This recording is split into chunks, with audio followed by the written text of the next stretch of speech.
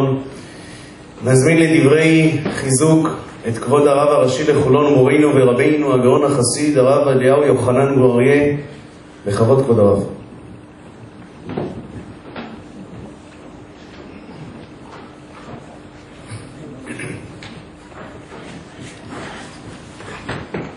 ברשות ידידי אהובי הגאון הגדול הרב אברהם יוסף שליט"א הרב הראשי לחולון, ברשות הרב הגדול הגאון הרב חיים, ברשות הרבנים, ברשות כל הקהל הקדוש. אני הכרתי את הרב עובדיה בפעם הראשונה בספר שלו יביע עומר. אני למדתי בארצות הברית בבית מדרש של הרבי יוסף מסנדי, מי שיודע, בית מדרש הגדול, ואני זוכר איך שהספרן הגיע וקנה את הספר יביע עומר, אני לא יודע איזה חלק, זה היה כנראה חלק א', הוא הביא את זה לישיבה, וכולם, כל הבחורים, כולם התנפלו על הספר. ואז אני שאלתי, לא הבנתי, אמרו לי, זה אחד הגדולי הספרדים.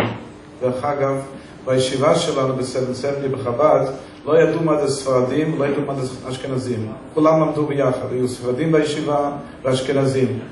אני זוכר, היו לי שני חברים שלמדו איתי ביחד. אחד היה תימני, מאיר אהרון, היום ראש כולל ברחובות. השני זה מנשה חדד, טוניסאי, שהוא ראש מוסדות חב"ד בלוד. לא ידעתי מה זה. כשבאתי לארץ, אז אמרו לי, זה טוניסאי, זה תימני. אז אמרתי, ואני אמריקאי. לא ידעתי שיש דבר כזה, ההבדל. ככה אנחנו גדלנו ביחד. וזה היה הרבי מחב"ד, שהוא היה מקרב כל יהודי. לא צריך לספר, יש כל כך הרבה סיפורים וכל כך הרבה מכתבים שהרבי כתב ליהודי ספרד, שאף אחד לא יתייחס אליהם, ושלח שלוחים בכל העולם לקרב את היהודים הפשוטים, לקרב אותם לתורה ויהדות. זה היה המפגש הראשון שלי עם הרב עובדיה. כשאנחנו נבחרנו, הרב אברהם ואני הקטן, אז עשו לנו מסיבה בחוות דעת, היה בירושלים. הרב עובדיה ישב שם ואמרו לי שאני אגיד משהו. אני לפני הרבי אף פעם לא פתחתי את הפה, אף חסיד לא פתח את הפה. אמרו לי, אמרתי להם, איך אני יכול לדבר לפני הרב עובדיה? זה לא... מי אני? כי הרב זה כמה מה זה צריך להיות? בקיצור אמרה לי, הרב עובדיה רוצה שתדבר, רוצה לשמוע. אז אני סיפרתי, אני כתבתי ספר על ציצית הלכה למעשה. והיה שיחה של הרבי, אני סיפרתי זה הרב, זה מה לא זוכר. היה שיחה של הרבי, שהרבי דיבר בקשר לציצית, שציצית יהיה צריך להיות בחוץ.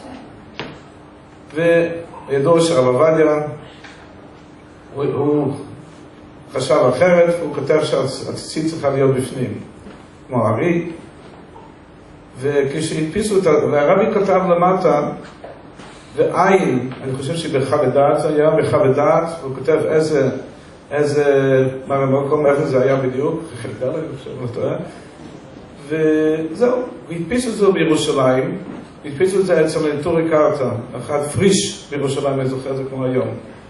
והוא הלך והוציא את המקום של הרב עובדיה, זאת אומרת את החוות דעת. כשהרבי קיבל את זה, את השיחה, אז הרבי אמר לגנוז את כל השיחות שהדפיסו, ולהדפיס את זה עוד פעם, ולהכניס את המרמוקים של הרב עובדיה, וכתב נער ופשטה. אני סיפרתי את זה אז, לפני הרב עובדיה, סיפרתי את זה שאני זוכר את זה, משום שאני הדפסתי את זה אחר כך בספר. יש דברים, היו גאונים גדולים, היה אחידה, רב חיים פלאג'י, שכתבו עשרות ספרים. כזה בקיאות, כמו שהיה לרב עובדיה, אין. שיגידו מה שרוצים, אין. פעם אמרו, אני זוכר כשהייתי בארצות הברית, אמרו שכנראה שיש לו קומפיוטר. איך הוא יכול לזכור כל כך הרבה מראים מקומות, כל כך הרבה ספרים, זה לא שהיה, כנראה שיש קומפיוטר, אז לא היה קומפיוטר, אבל היה, הוא היה מהפכן בהלכה, הוא היה מהפכן, כולם יודעים, אפילו מנהגים של הספרדים שהיה במרוקו ובמקומות אחרים, הוא דבק בבית יוסף, אמר שזה, כולם יודעים את זה, אני לא מחדש שום דבר. והיו אלה שחלקו, מותר להם, הרב לא התפלל שחלקו, והרב כתב והביא אותם בספרים שלהם שהם אלה חלקים וכו'. אני רק רוצה לסיים בדבר מעניין. היה אחד הפוסקים הגדולים, הבח, רבי סירקיש. מי לא מכיר את הבח? על התור הגדול בישראל, והוא התיר נגד הבית יוסף, הוא התיר חדש בחוץ לארץ. הוא התיר כמו נגד רוב הפוסקים, הוא התיר את זה. אז מסופר שהבעל שם טוב אמר פעם, כדאי לסמוך על הבח. היהודים בפולניה באמת התירו עניין שהוא חדש בחוץ לארץ. הוא אמר, כדאי לסמוך על הבח, שכשהבח נפטר, ציננו את הגהנום, כשהוא עבר וכנס לגן עדן, ציננו את כל הגהנום, וכולם יצאו מהגהנום. מובא בספרים שאמרו, פנו דרך, הנה הבח מגיע. אני רוצה לומר, זה אין ספק אצלי, כשרב עובדיה עלה לשמיים, המלאכים צעקו, פנו דרך, רב עובדיה הגיע, תתנו לו כבוד, הוא נמצא עכשיו בהיכל של הפוסקים, והוא מליץ יושר על כולנו, שהקדוש ברוך הוא ייתן שהוא ימהר ויחיש את הגאולה במהרה בימינו אמן.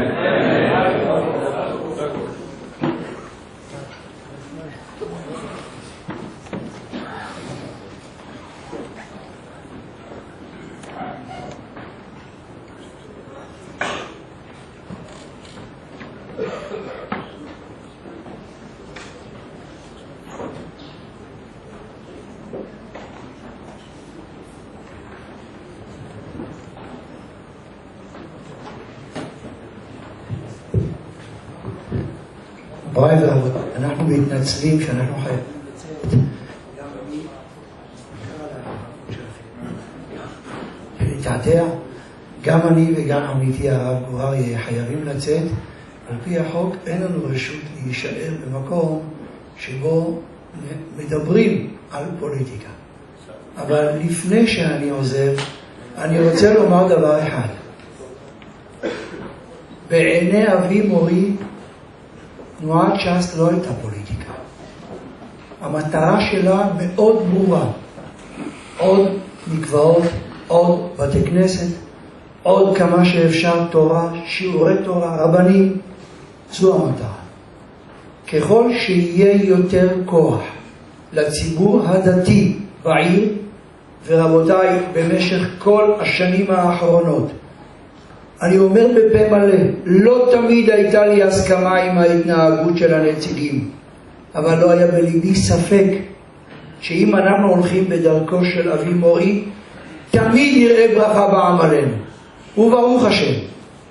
אמר לי השבוע אחד מהמתפללים בבית הכנסת, אמר לי, כבוד הרב, זה לא מובן.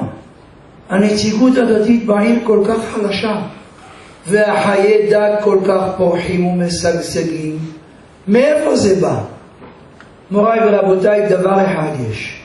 אם כל מעשינו לשם שמיים, אף אחד לא עושה חשבון אם הכביש ליד הבית שלי נקי. אף אחד לא עושה חשבון כמה אני משלם ארנונה. החשבון הוא כמה אפשר להרבות תורה בעיר. וזו המשימה שלנו השבוע. תהיו ברוכים והקדוש ברוך הוא יזכה אותנו להנהגה טובה. אמן.